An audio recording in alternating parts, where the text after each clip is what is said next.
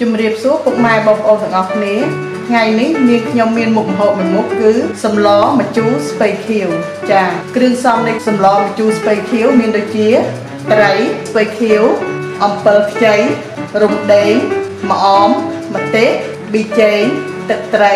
ប្រហុកស្ករអំបិលចាអញ្ចឹងយើងទៅមើលពីរបៀបធ្វើទាំងអស់គ្នាចា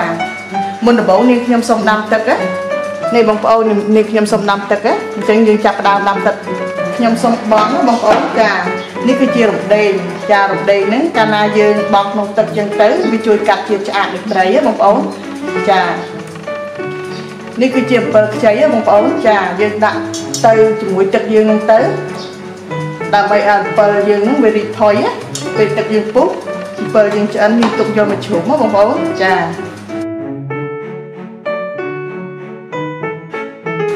បងប្អូនឥឡូវទឹកយើងបានពុះបងប្អូនណាអញ្ចឹងនាងខ្ញុំសូមស្រង់អំពិលបងប្អូនអំពិលខ្ចីយើងហ្នឹងណាបងប្អូន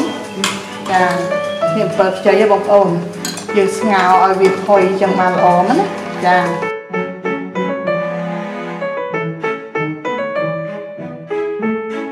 យើងស្ងោរវាទុកបានផុយអញ្ចឹងមកដើម្បីយើងទុកជ្រុំបង់ចូលសឡរបស់យើងបងប្អូននេះចាឥឡូវយើងទុកមួយឡែកសិនទៅចាអញ្ចឹងនាងខ្ញុំចាប់ផ្ដើមដាក់ត្រីចូលចានាងខ្ញុំចាប់ផ្ដើមដាក់ត្រីបងប្អូនចាត្រីនេះយើងត្រូវការលាងសម្អាតវាបានស្អាតល្អបងប្អូនណាចាឥឡូវយើងចាប់ផ្ដើមដាក់ត្រីចា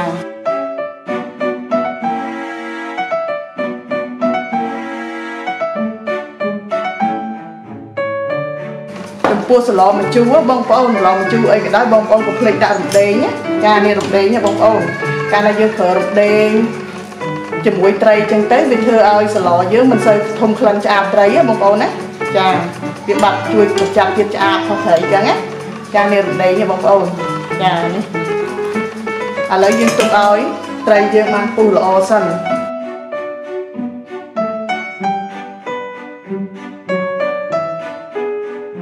បងប្អូនយើងទៅមើលទាំងអស់គ្នាត្រីយើងបានពុះហើយនៅចាត្រីពុះហើយបងប្អូនណាចាបើត្រីពុះហើយនាងខ្ញុំសូមជ្រុំប្រហុកបងប្អូនចានេះបងប្អូននេះគឺជាប្រហុកណានាងខ្ញុំសូមជ្រុំប្រហុកចាយើងដាក់ប្រហុកយើងជ្រុំមកចាដាក់វាអលួយប្រហុកយើងតិចទៅឲ្យប្រហុកយើងបានផុយតិចទៅ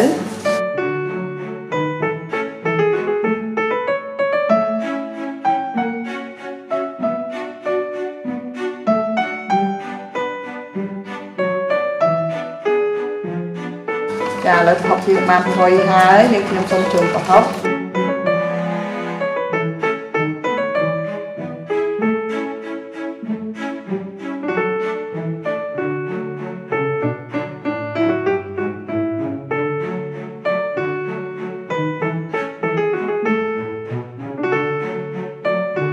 ចាបងប្អូននេះប្រហុកនាងខ្ញុំបានជុំរួចរាល់ហើយបងប្អូនណាចា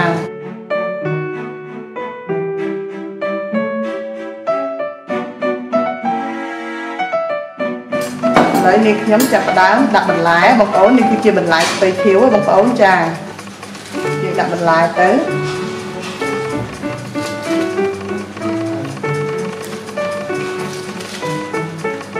ចាយើងដាក់បន្លែមកងាស់ជាមួយត្រីយើងបងប្អូនចា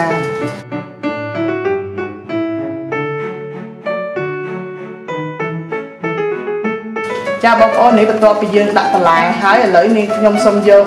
នេះអំពិលដែលយើងស្ងោរមិញហ្នឹងបងប្អូនណាអំពិលខ្ចីហ្នឹងយើងជ្រុំអញ្ចឹងមកដើម្បីយកទឹកវាបងប្អូនចា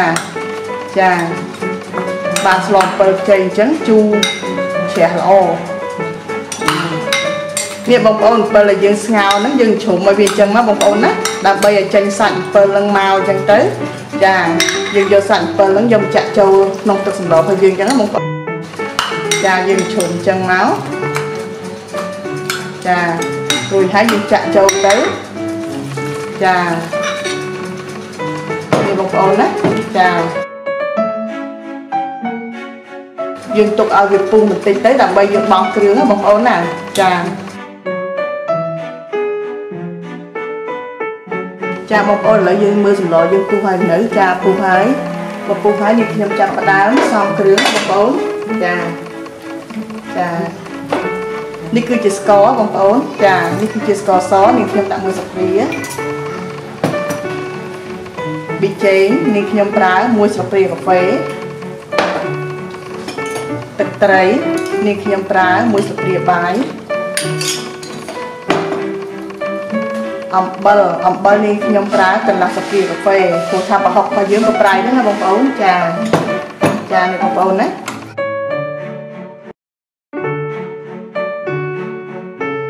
អញ្ចឹងយើងទុកឲ្យវាពុះបានល្អបន្តិចមកចាឲ្យពុះចូលគ្រឿងបន្តិចមកនេះខ្ញុំចាប់ផ្ដើមហាន់ម្អមបងប្អូនចាឥឡូវនេះខ្ញុំចាប់ផ្ដើមហាន់ម្អមបងប្អូនដើម្បីទុកបង់ជាមួយនឹងសម្លរបស់យើងណាចានេះម្អមបងប្អូនចា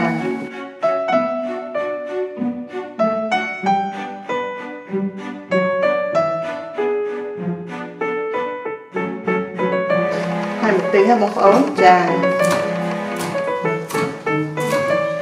យើងហាន់ម្អមបន្តិចហ្នឹងទៅទុកបាំងជាមួយសម្លយើងពេលឆ្អិនហើយណាបងប្អូនចា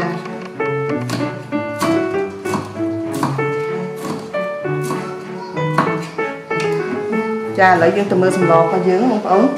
ចាបងប្អូននេះពូឆ្អិនណាបងប្អូនណានេះខ្ញុំសុំភ្លក់បន្តិចចាបងប្អូនរៀងស្ទើរប្រៃបន្តិចអញ្ចឹងនេះខ្ញុំសុំថែមទឹកត្រីបងប្អូនណាចាសុំថែមទឹកត្រីកន្លះស្លាបព្រាបាយទេបងប្អូនណាចាបើបងប្អូនចូលចិត្តប្រៃសាប្រៃបងប្អូនថែមគ្រឿងតាមហ្នឹងបងប្អូនណាតាមការចូលចិត្តរបស់បងប្អូនចាឥ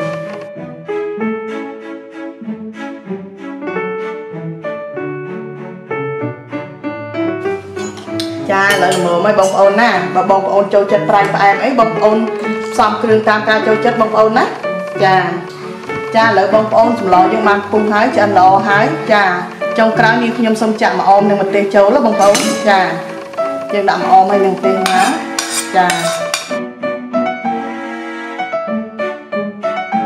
សម្លម្ជូរស្ពៃខៀវហើយរួចរាល់ហើយបងប្អូនណាចា